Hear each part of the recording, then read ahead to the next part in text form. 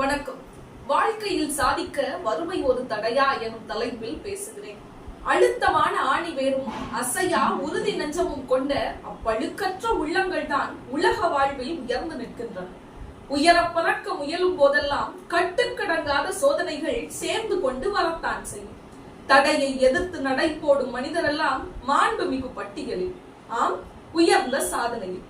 அப்துல் கலாம் ஆகட்டும், கல்பனா சாவ்லாவாகட்டும், காமராஜர் ஆகட்டும், பல அரசியல் தலைவர்கள் ஆகட்டும், வறுமை ஒரு தடை என்று வருந்தி போய் நின்றிருந்தால் வாழ்க்கை சாதனைகளை நாம் வாசிக்க முடியாது.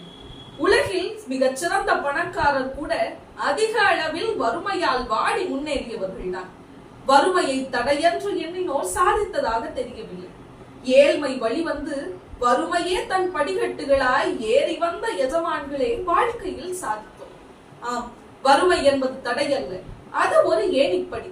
அழுத்தமான எண்ணங்களால் ஆராய்ந்து முடிவெடுத்து தடைக்கல்லை அப்படியே ஓரம் கட்டி இது வெற்றியின் படி என எண்ணி வாழ்ந்தோரே வாழ்க்கையில் சாதித்தோம். பல்துறைகள் பாரில் உண்டு, வழிகள் பல அத்துறையில் உண்டு. ஓயா உழைப்பும் தன்னம்பிக்கை எனும் உயிரோட்டும் உறவிட்டோரே வாழ்க்கையில் உயர்ந்துள்ளோர் சாதித்துள்ளோர். ஓயா உழைப்பும் தன்னம்பிக்கை எனும் உயிரோட்டம் உறவிட்டோரே வாழ்க்கையில் உயர்ந்துள்ளோர் சாதித்தோர். மனித வாழ்வில் சாதித்து மகுடங்கள் பல சூடியுள்ளார். இந்த உலக வாழ்வில் பலர் உயர்ந்து வந்த பாதையில் வறுமை என்பது தடையாய் நின்றதில்லை. வாழ்க்கையில் சாதிக்க வறுமை தடை என்போர் சோம்பேறிகள், சாதிக்க திறனில்லாதோர். வறுமையை வெற்றியின் படிக்கட்டாய் மாற்றி சாதிப்போம். சாதனைகள் பல நம் வரிசையில் வந்து நிற்கும். வீர நடை போடுவோம், வெற்றி நடை போடுவோம். நன்றி, வணக்கம்.